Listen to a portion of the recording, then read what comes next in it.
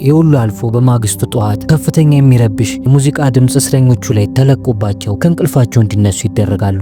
ግራ እንደተጋቡም ዩኒፎርማቸውን ለብሰው መጀመሪያ ሲገቡበት ወደ ነበረው አንድ ሰፊ ቦታ ይሄዳሉ። ከዛም አንድ ጮክ ብሎ መናገር ጀመረ። ጠዋታችሁ አሁን ይጀምራል። ከፊታችሁ የምታዩት ሰፊ የመኪና መወዳደሪያ መንገድ እናንተ ነው። እያንዳንዱ እስረኛ በዕጣ የተመደበለትን መኪና እየነዳ መወዳደር ግዴታው ነው። በዚህ ውድድር ምንም አይነት ህግ አይኖርም ብሎ መናገር ጀመረ። ዮሐን ያዘጋጀው ውድድር ከዚህ በፊት ይመለከተው የነበረው ተራ የመኪና ውድድር ምንም አደጋና ሞት ስላልነበረው በዛ ስላልተደሰተ፣ አሁን ግን ሞትና አደጋ ያለው ውድድር ለራሱ አዘጋጅቶ መዝናናት ነበር። በውድድሩ ላይ ምንም አይነት ህግ የለም። እስረኞቹ አንዱ አንዱን ገለው የመጨረሻዋ መስመር ላይ እንዲደርሱ ፈቃድ ተሰጥቷቸዋል። ስለዚህ አንዱ አንዱን እየገደለ እስካላጠፋ ድረስ መጨረሻ የሌለው ፍልሚያ ነበር።